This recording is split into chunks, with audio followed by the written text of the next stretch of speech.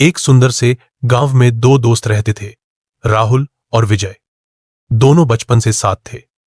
साथ खेलते, पढ़ते, खेतों में काम करते और अपने सपने साझा करते।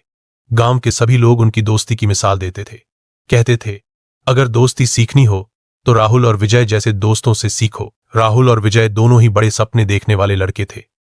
एक दिन दोनों ने तय किया कि वे जंगल घूमने जाएंगे। गांव के पास एक बड़ा और गहरा जंगल था, जहां कई तरह के जानवर रहते थे। पक्षियों की चहचहाहट, पेड़ों की हरियाली और जंगली फूलों की खुशबू से वो जगह बहुत खूबसूरत लगती थी। राहुल ने कहा, विजय, क्यों न कल सुबह जल्दी उठकर जंगल की सैर पर चलें?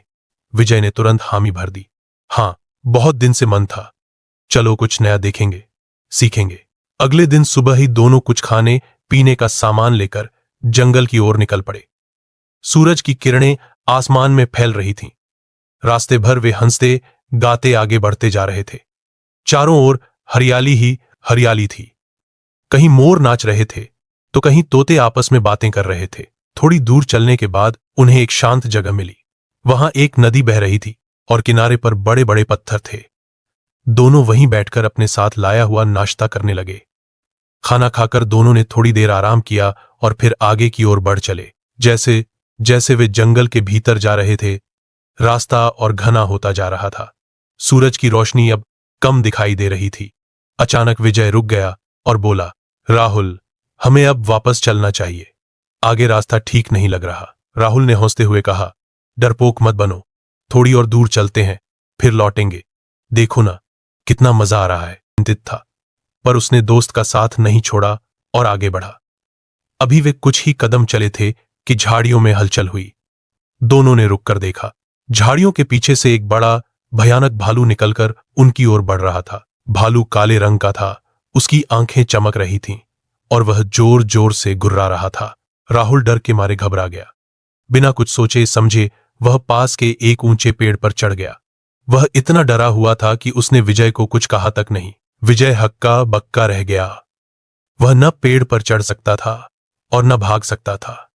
लेकिन उसने गांव के बुजुर्गों से एक बात सुनी थी, अगर कभी भालू सामने आ जाए तो मरे हुए बनने की एक्टिंग करनी चाहिए।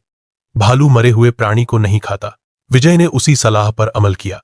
वह जमीन पर लेट गया, अपनी सांस रोक ली और आंखें बंद कर लीं। उसका शरीर बिल्कुल शांत था, जैसे उसमें जान ही नहीं हो। भालू धीरे धीरे विजय के पास आया। उसने अपने नुकीले नाखूनों से विजय को थोड़ा धकेला, फिर उसकी गर्दन के पास अपनी बड़ी सी नाक लगाकर सूंघा। विजय की सांसें थमी हुई थीं। उसने हिलना तक नहीं चाहा। कुछ पलों तक भालू उसे देखता रहा, फिर गुर्राया और वहां से चला गया। शायद उसने सोचा, यह तो मरा हुआ है, इसे खाने का कोई फायदा नहीं। जब भालू चला गया और वातावरण शांत हो गया, तब पेड़ पर बैठा राहुल नीचे उतरा। वह विजय के पास आया और मुस्कुराते हुए बोला, अरे यार, तुझे तो भालू ने सूंघा भी। क्या कह रहा था वो तेरे कान में? विजय उठकर बैठा। उसकी आंखों में नाराजगी थी। उसने राहुल की ओर देखा और गंभीर स्वर में कहा, भालू ने कहा, जो मुसीबत में तुम्हारा साथ छोड़ दे उसे दोस्त नहीं कहते। राहुल चुप हो गया। उसे अपनी गलती का एहसास हुआ। उसे समझ में आ गया कि उसने सिर्फ अपनी जान की परवाह की और अपने सबसे अच्छे दोस्त को अकेले मौत के सामने छोड़ दिया। कुछ देर तक दोनों चुप बैठे रहे। फिर विजय ने कहा, राहुल, दोस्ती केवल अच्छे समय में हौसने बोलने का नाम नहीं है। असली दोस्त वही होता है जो मुसीबत में साथ खड़ा हो। आज अगर मैं डर जाता या समझदारी से काम न लेता तो मेरी जान जा सकती थी। राहुल की आंखें भर आईं। वह बोला, मुझे माफ कर दो विजय, मैं डर गया था, पर अब मुझे समझ आ गया कि डर से बढ़कर दोस्ती होती है।